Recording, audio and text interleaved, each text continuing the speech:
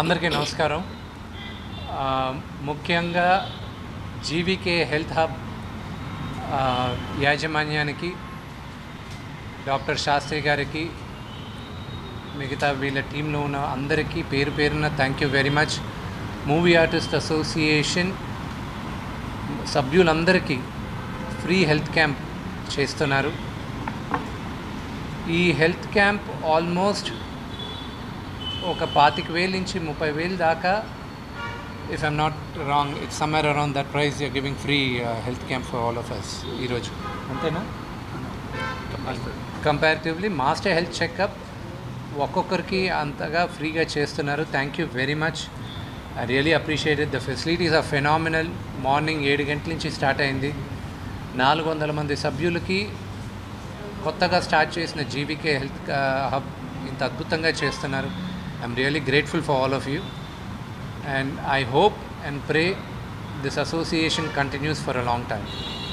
Film journalist అందరికి కూడా ఒక ఫ్రీ హెల్త్ క్యాంప్ వాళ్ళు చేయమని రిక్వెస్ట్ చేశాను. వాళ్ళు ఓకే అన్నారు. కంపల్సరీ ఇంకొక మీ అసోసియేషన్ అందరితో మాట్లాడి ఒక 2 వారాల్లో మీకు కూడా హెల్త్ క్యాంప్ ఇక్కడే చేయండి.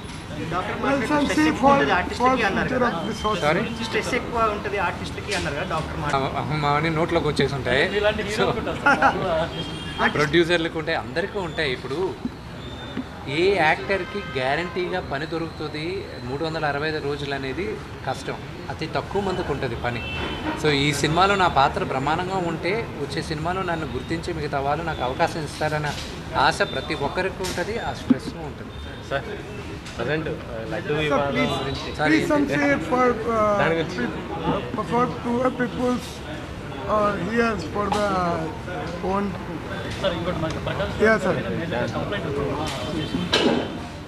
మనం ఉండేది ఇప్పుడు హెల్త్ క్యాంప్ గురించి, దాని గురించి ఏమైనా ఉంటే అంటే రేపు ఆయన nothing I need to speak. దాని గురించి మాట్లాడేసాను. ఆయన గురించి ఎంతోమంది అది ఆయన ఇష్టం. ఆయన పర్సనల్ వ్యూ, నా పర్సనల్ వ్యూ నేను వ్యక్తం చేశాను. ఒక హిందూగా, ఒక తిరుపతిలో ఉన్న ఒక నివాసిగా దానికి కమ్యూనల్ కలర్ లేదని నాకు గర్వంగా చెప్పుకోగలను. సో అది కరెక్ట్ కాదు అని చెప్పాను, అంతేగాని దానిపైన ఆయన నేను చిన్నప్పటి నుంచి నాన్నగారి సినిమాలో ఆయన యాక్ట్ చేసినప్పటి నుంచి నేను చూసి నేను అంకుల్ అని సంబోధిస్తాను. ఆయన అంతే నాకు గౌరవం, అంతేగాని దర్ ఇస్ నథింగ్ కాంట్రవర్షియల్. అంటే ఇప్పుడు సార్ పవన్ గారు కూడా ఓ మాట చెప్పారు, మాట్లాడాలి అందరూ ఓపెన్ అవ్వాలి అని చెప్తున్నారు కదా, ఆయనే చెప్పారు. ఒకటి చెప్తాను, నటులందరూ అద్దాల మేడలో మేమందరం ఉంటాం. ఇప్పుడు నేను మాట్లాడితే ఒక వర్గం మీకు నచ్చచ్చు, అది మీకు నచ్చకపోవచ్చు. నచ్చిన వాళ్ళు మమ్మల్ని ఈజీగా టార్గెట్ చేస్తారు, నచ్చిన వాళ్ళు మాకు అవసరం ఉన్నప్పుడు వచ్చి సపోర్ట్ చేయరు. అందుకే నటులు చాలా జాగ్రత్తగా ఆచితూచి ఆలోచించి మాట్లాడతారు, మాట్లాడాలి కూడా. ఈ ఇష్యూలో ఇంటర్నల్గా ఎంతోమంది మాట్లాడున్నారు, కానీ బహిరంగంగా వచ్చి మాట్లాడితే ఎవరు మనోభావాలు దెబ్బతింటాయి అని కొత్తగా అందరికీ భయం కూడా ఉంటుంది. సో అందుకు మీరు తిరుపతి ఎన్నోసార్లు వెళ్తారు కదా, లడ్డు తిన్నప్పుడు మీకు ఏమన్నా అనిపించింది? అంటే ఏమన్నా డిఫరెంట్ అంటే ఎట్లా అండి, దేవుడి పైన నమ్మకంతో విషయం తాగినా కూడా అది అమృతంలాగే ఉంటుంది. ఆ నమ్మకం ఏ లెవెల్లో ఉందనేది మనకి.